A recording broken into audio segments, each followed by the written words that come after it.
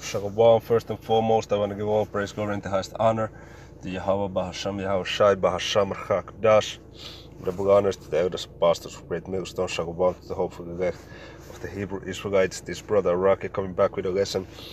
This is another edition of the Picture of 1,000 Words series, okay? Which I said in the first one that I received these drawings, and I got many of them, and I wanna make lessons on them, analyzing the pictures, then putting up scriptures.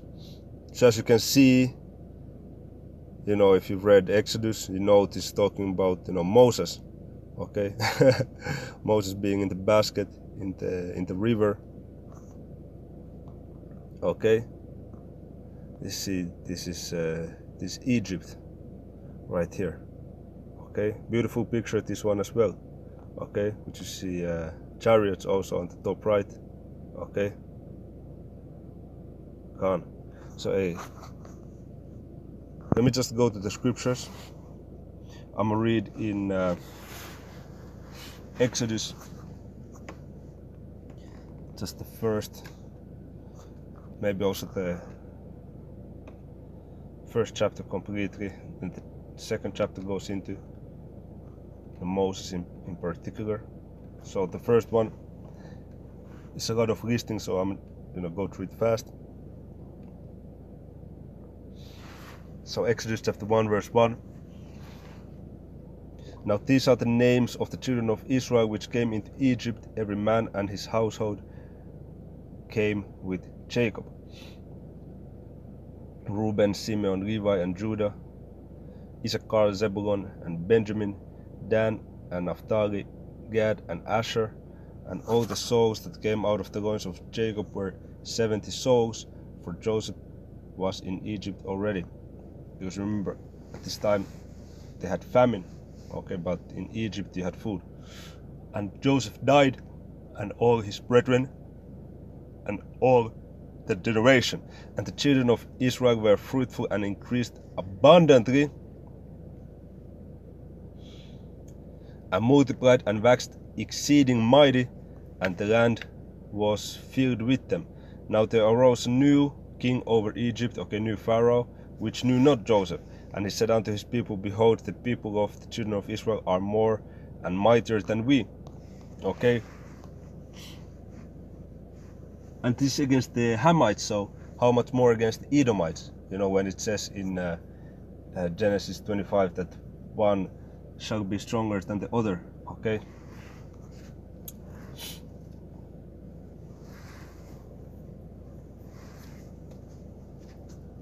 And the older shall serve the younger, older being Esau, destined to be our servants. Verse 10, come and let us deal wisely with them, so that they don't rest, which means so that they don't, it's if you read it in the NLT, it says we must make a plan to keep them from growing even more, so in the KJV it says, come on, let us deal wisely with them, lest they multiply and it come to pass. So lest means so that it don't come to pass, that when there falleth out any war, they join also unto our enemies and fight against us, and so get them up out of the land. Therefore they did set over them taskmasters to afflict them with their burdens, and they built for Pharaoh treasure cities, Pithom and Ramses. But the more they afflicted them, the more they multiplied and grew, and they were grieved because of the children of Israel. And the Egyptians made the children of Israel to serve with rigor. Okay, and even then you had some Israelites in the wilderness that wanted to go back to Egypt, man. Eating that good food, And they made their lives bitter with hard bondage in mortar and in brick and in all manners of service in the field. All their service wherein they made them serve was with rigor. And the king of Egypt spake to the Hebrew midwives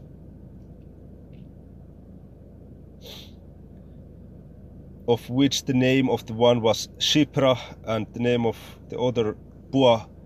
And he said, when you do the office of a midwife to the Hebrew woman,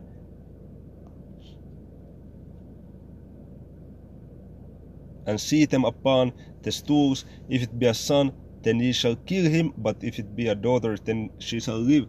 Okay, so this is going into the backstory why Moses was found in a bucket or in a basket in the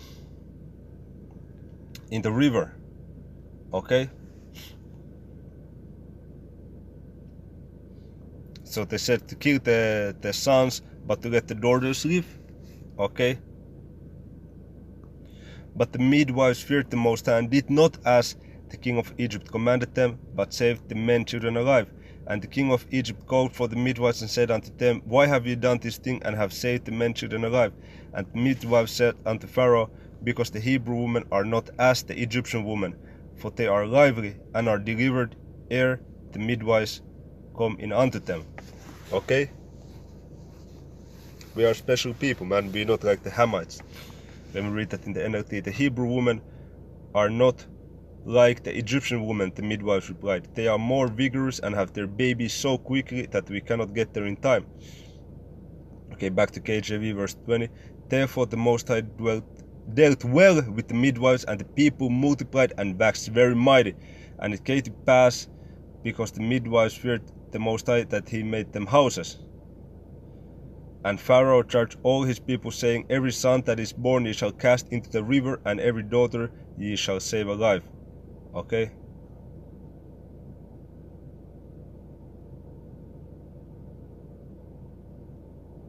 And I like this in the NLT, verse 22. It says, then Pharaoh gave this order to all his people, throw every newborn Hebrew boy into the Nile River, but you may let the girls live. Okay? This is why in the picture, okay, you see Moses in the Nile River, man. You see?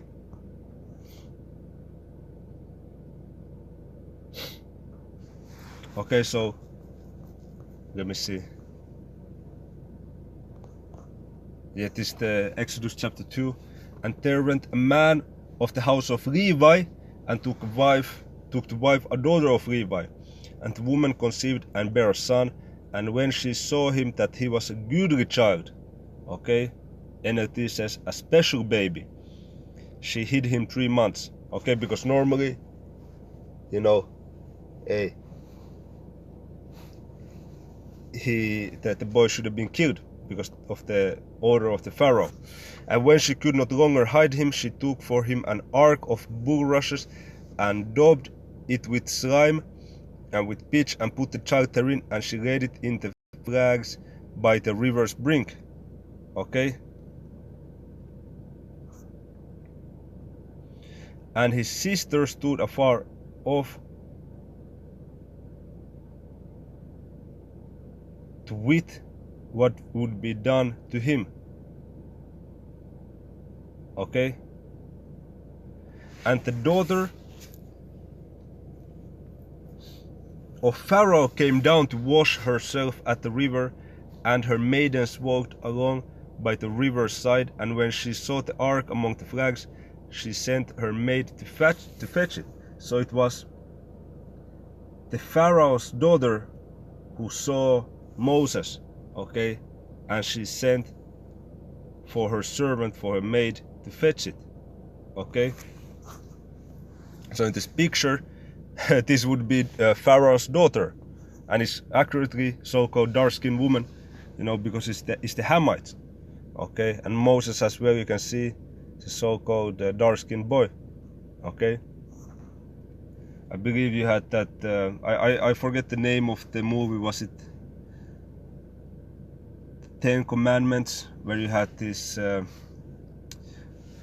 same actor was in the Planet of the Apes. Man, the name is on the tip of the tongue. I cannot remember the name of the actor. Let me find it actually, because he played Moses, which is not accurate. Okay, that's not going into the true appearance of Moses. Okay, let me do it. 10 Commandments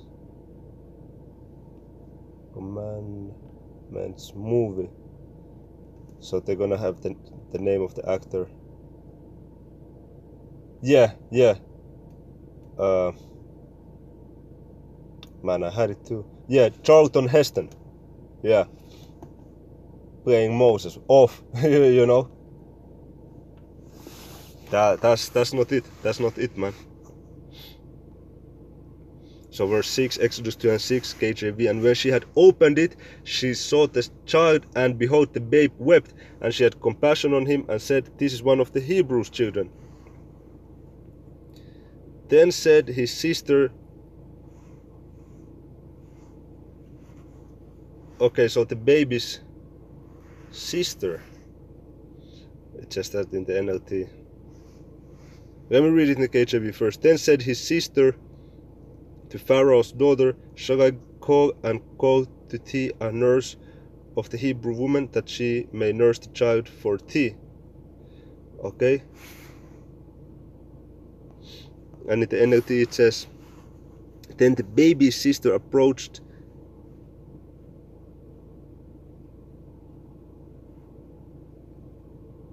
the princess. Should I go and find one of the Hebrew women to nurse the baby for you? She asked. Okay.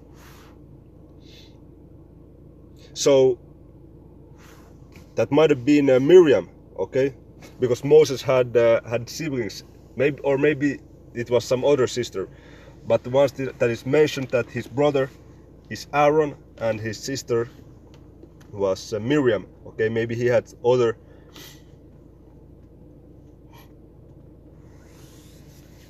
siblings as well. Okay. I don't remember where it's all listed. Okay, but yeah, verse 8. And Pharaoh's daughter said to her, Go, and the maid went and called the child's mother.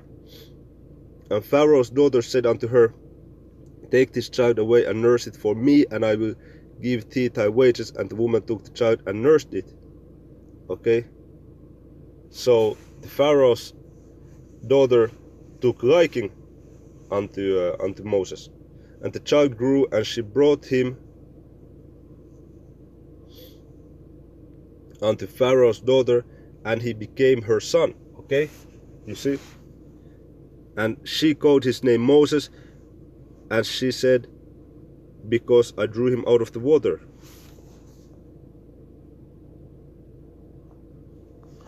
Now when you go to the Hebrew, it's Masha, which means drawn. Okay, drawn out. Okay, Masha. Yeah, drawn. Okay. So Moses would have had the luxury to stay of the royal house of Egypt, but the Spirit was on him to be a leader of the Hebrews, to pursue a life of hardship instead, rather than enjoy the abundant delicacies of Egypt, man. And I believe it is mentioned in Sirach chapter 49. If I put Moses and Apocrypha, it should come up in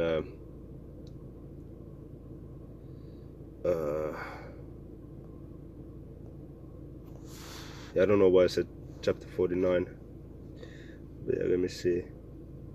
I believe it's this one. Yeah, I don't know why I said chapter 49, because it seems this one, chapter 45. Yeah, okay.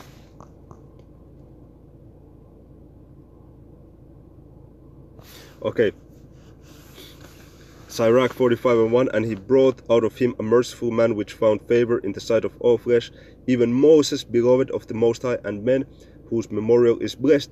He made him like to the glorious saints, and magnified him, so that his enemies stood in fear of him. By his words he caused the wonders to cease, and he made him glorious in the sight of kings, and gave him a commandment for his people, and showed him part of his glory. He sanctified him in his faithfulness and meekness, and chose him out of all men. He made him to hear his voice, and brought him into the dark cloud, and gave him commandments before his face, even the law of life and knowledge, that he might teach Jacob his covenant, and Israel his judgments. He exalted Aaron, an holy man like unto him, even his brother of the tribe of Levi. Okay.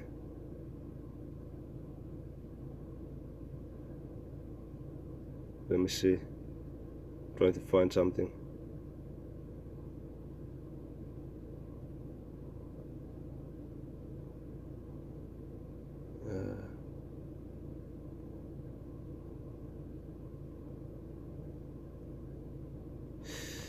Yeah, maybe it's in the Hebrews. Maybe it's in Hebrews.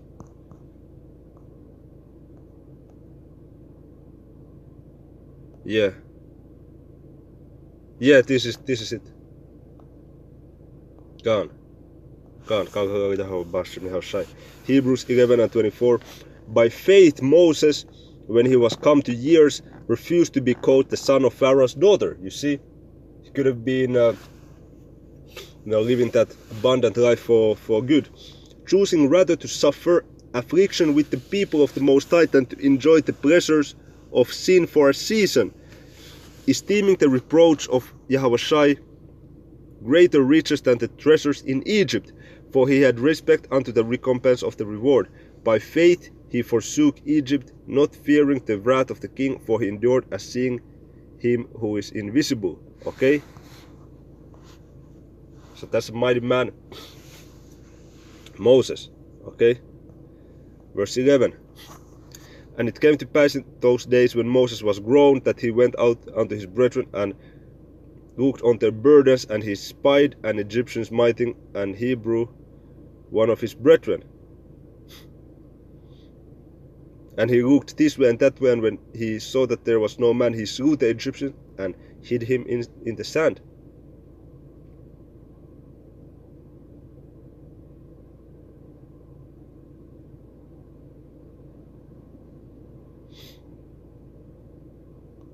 Okay, so going into Moses, okay, and his backstory, okay, and that he was a mighty man in the truth, okay. By just a moment. Gone. So I got I got double distracted. There came two distractions at the same time, so I had to pause the recording for a few minutes. But yeah, that was pretty much it, man. Okay, Moses is a mighty man in the face of the Lord. Okay, so in closing, I want to give all praise, glory, and the highest honor to Yahweh Bahasham, Yahweh Shai Bahasham Chakadash. Lord willing, this video was edifying, and it's on to the next one. Shalom.